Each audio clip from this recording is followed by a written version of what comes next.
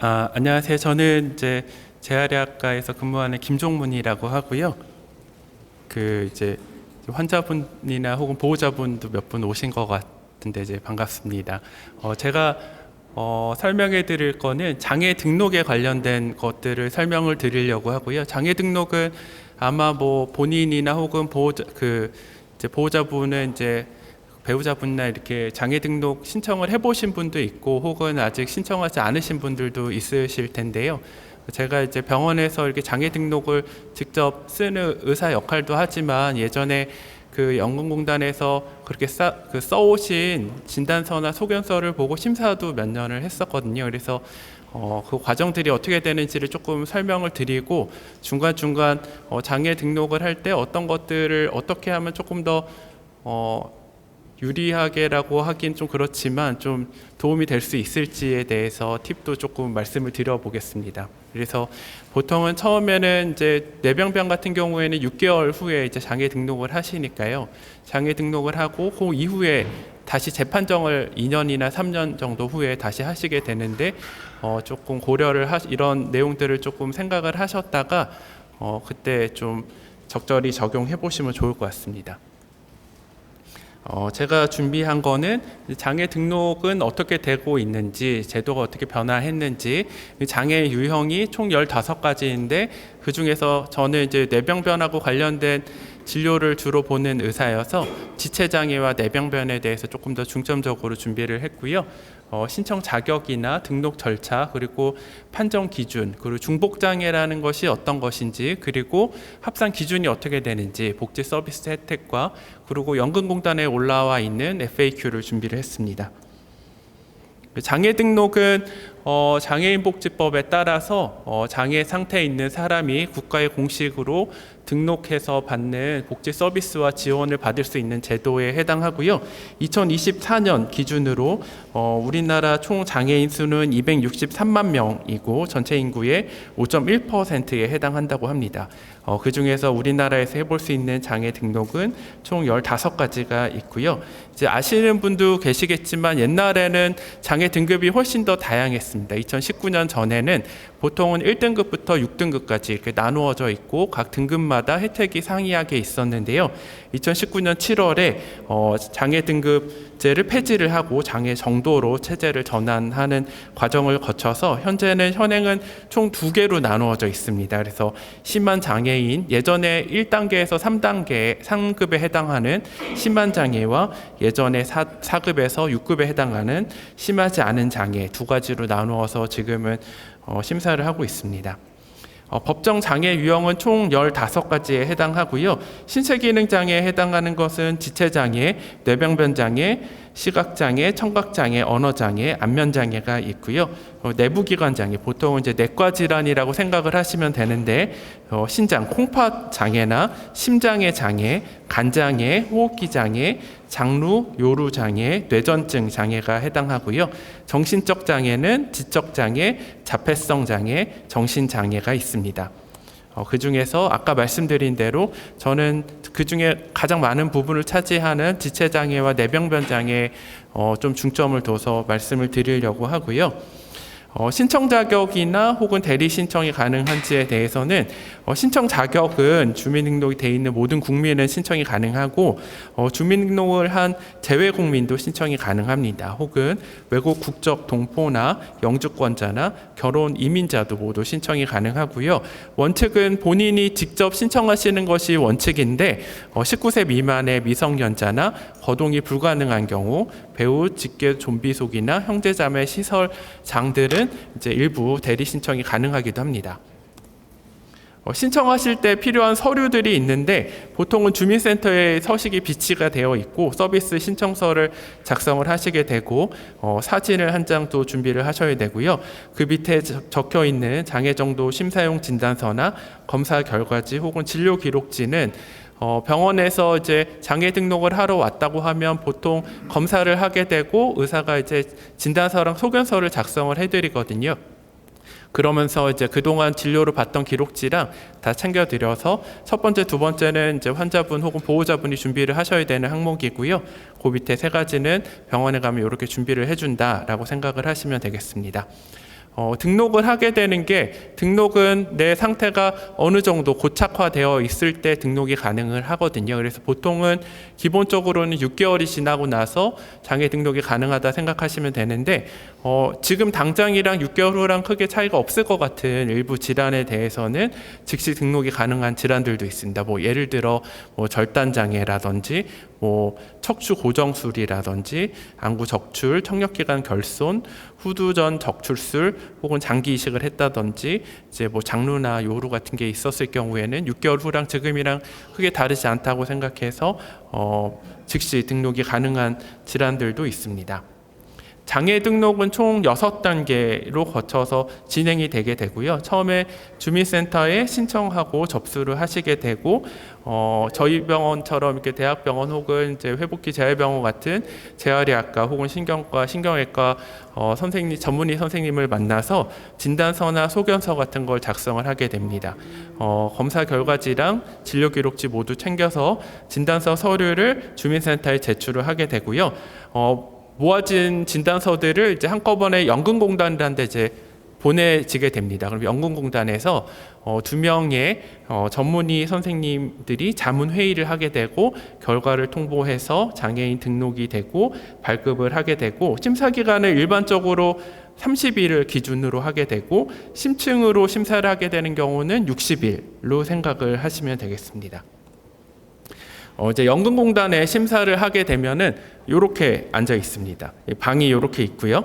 노란색에 해당하는 게 행정직원, 연금공단에 계신 이제 행정직원분이 해당하고요. 초록색이랑 빨간색은 서로 다른 과의 전문의 2명이 이렇게 앉아 있습니다. 칸이 이렇게 3개로 나누어져 있고요.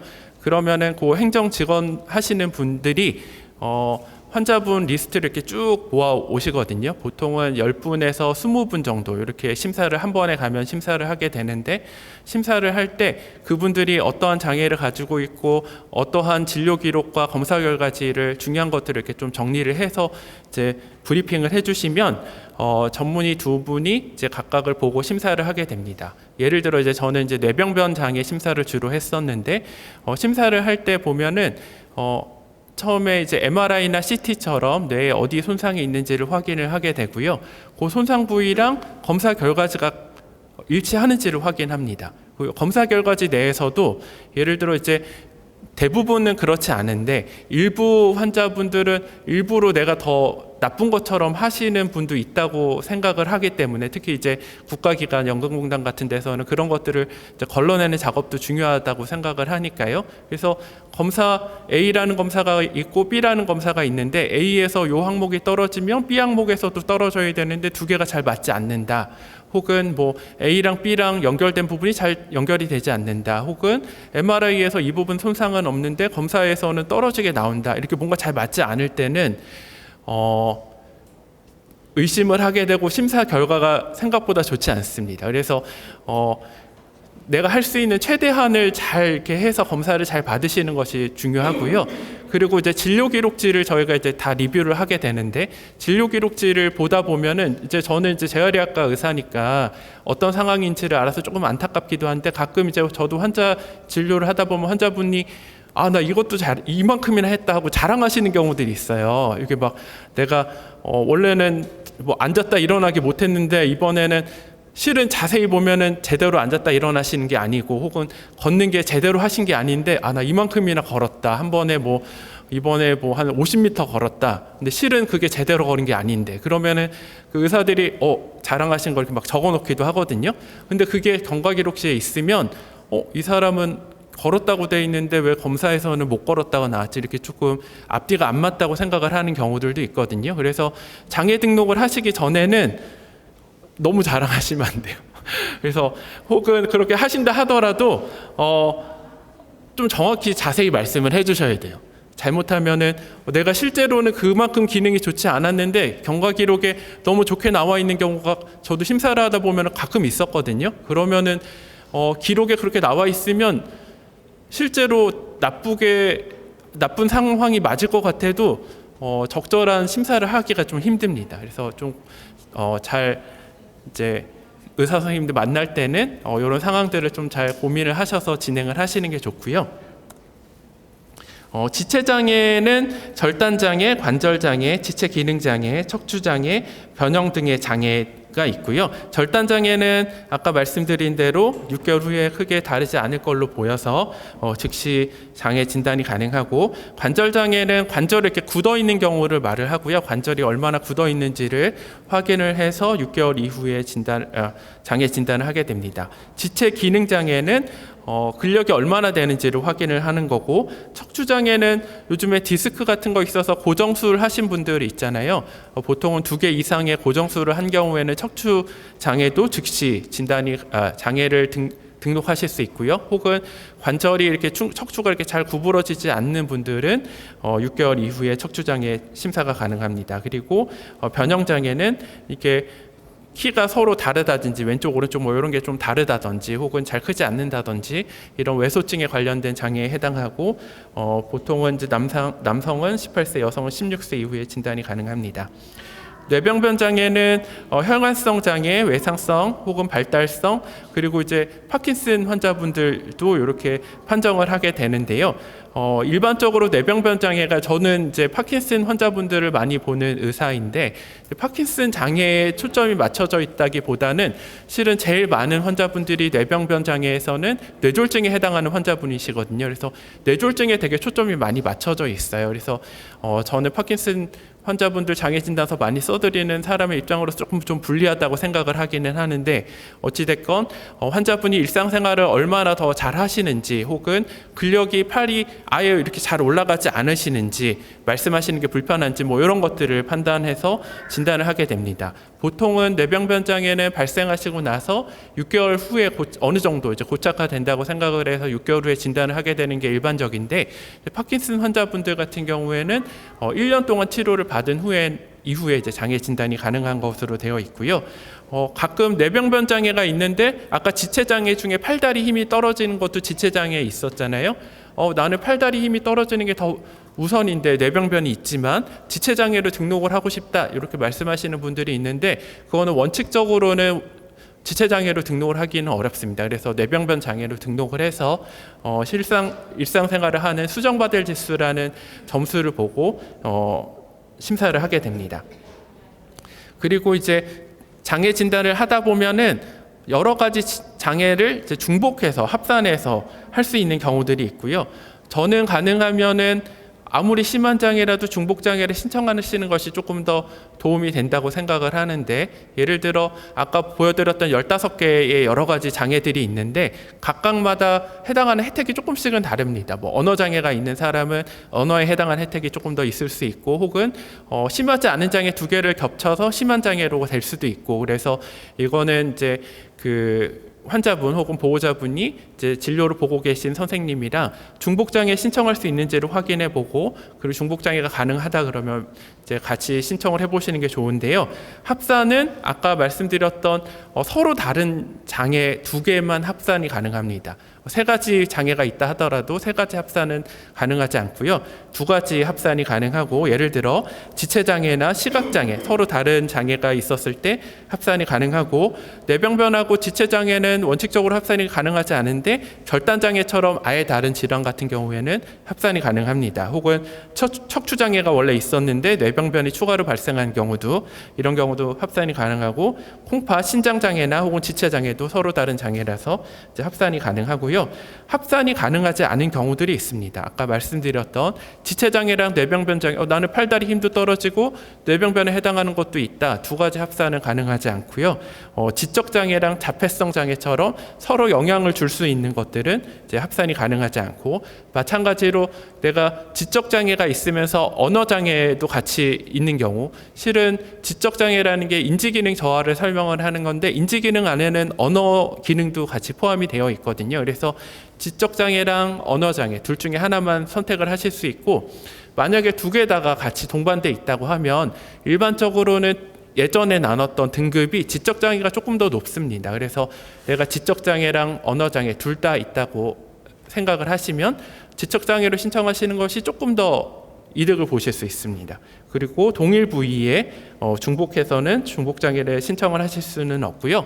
등록 후에 받으실 수 있는 복지 서비스들이 있는데, 연금, 장애인 연금을 신청하실 수도 있고, 이동 지원에 대한 지하철 버스 혹은 통행료 감면 혜택도 있고, 주거 지원에 대한 복지 서비스도 있고요. 의료 지원이나 혹은 전기 요금, TV 수신료, 통신 요금 감면과 같은 서비스도 있고, 혹은 최근에는 이게 되게 사람들이 많이 알고 신청을 많이 하는데, 회사에서 특히 젊은 분 같은 경우는 회사에서는 장애인을 고용을 하면은 얻게 되는 혜택들이 꽤 많이 있습니다. 그래서 그 장애인분 고용함으로써 얻을 수 그분이 이제 일하시는 거 이상의 혜택을 받을 수 있기 때문에 장애 등록이 되면 취업하는 게 훨씬 더 유리해지기 때문에 만약에 이제 취업을 원하시는 분들은 장애 등록을 해보시는 게 좋습니다.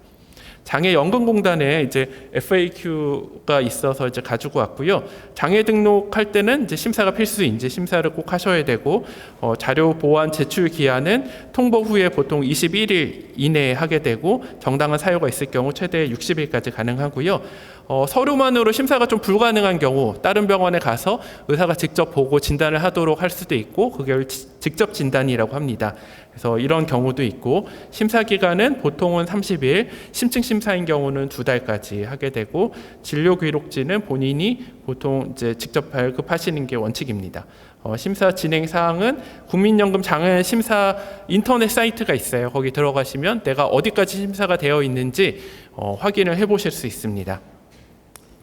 그리고 이제 관절장애랑 기능장애는 아까 말씀드린 대로 관절이 굳은 거, 지체장애는 움직이는 게 좀 힘든 거를 말을 하게 되고, 뇌병변하고 지체는 합산이 가능하지 않고, 뇌병변하고 척추는 서로 다른 장애일 경우에는 합산이 가능합니다. 언어장애와 지적장애는 합산이 가능하지 않습니다.